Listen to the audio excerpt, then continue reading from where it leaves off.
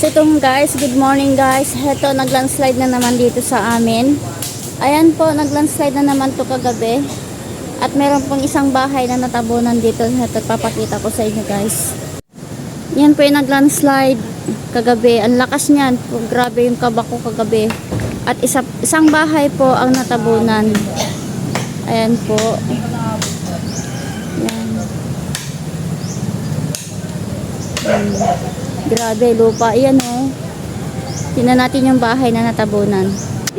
Ayan po yung bahay na natabunan ng lupa. Ayan po. Naghanap ng dadaanan yung ilalim. Dahil pang gamit sa loob. Ay, mga Durabox, may washing. Ayan, may mga gamit pa. Ayan. Landslide. Nakakatakot. Ayan po yung bahay na ano. Ayan po yung natabunan ng lupa. Ang lakas ng bagsak niyang kagabi. Gabi pa naman. Buti ka mo, walang tao dito nakatira guys. Nasa Marikina sila. Buti na lang din talaga at nagkataon na hindi sila umuwi. Ayan.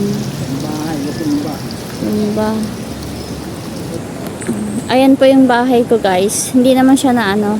Kasi dito po dumaan yung landslide. Dito po. Yung bahay ko kasi nakatago siya sa kabilang bundok kaya hindi po nagalaw. Ngayon, isinorvey kasi namin yan ng aking asawa. Meron po akong vlog dyan na sinorvey namin yung taas ng bundok na yan na meron ng lamat.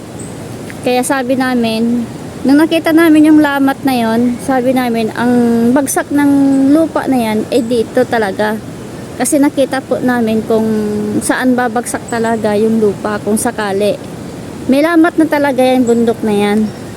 Kaya sabi ko doon sa unang vlog ko noon, na konting push na lang, isang bagyo na lang, ay bibigyan na po itong lupa. Kaya ayan. Bumigay na nga siya. Ang lakas ng nakakagulat talaga, ang lakas ng bagsak. Tapos sinabayan pa ng isang malakas na bato. Ayan po yung anak ko. Pero yung bahay ko, nasa gilid din siya ng bundok. Pero hindi po siya na ano, kasi nakatago siya sa isang bundok na yan. Pero yung likod ng bahay ko na bundok, matigas po yan kasi palanas po yan. Hindi po siya po lupa. Palanas yan. Ayun yung asawa ko, kung nakikita niyo, hindi ganun kita dito. Inakit niya yung bundok, so surveyin na naman daw niya. So, puntahan natin siya. Anong ginagawa niya doon? Ayan. Ito po yung kasalukuyang nangyari sa amin kagabi at ngayon. Wala nang ulan. Pero ito po yung nangyari. Nakakatakot na pangyayari. Nakakapanginig. Ang akala ko po sumabay yung malaking bato sa paglaglag ng lupa. Hindi pala. Ayun, naiwan siya doon. Hindi ko ma-zoom. Dali. Ayun. Ayun po yung bato. Ayan.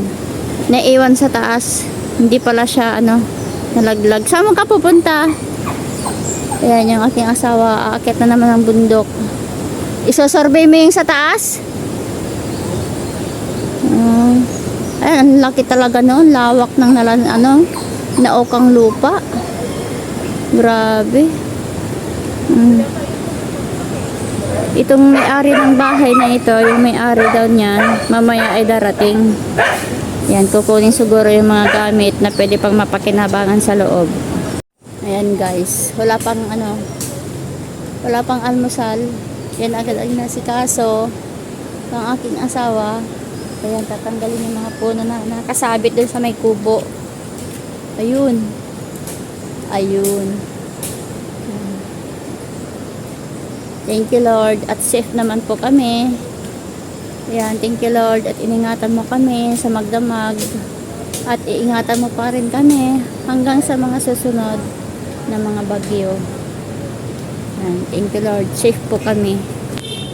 Ayan, buti lang talaga itong bahay na ito na naguhuan ng lupa. Wala talagang tao.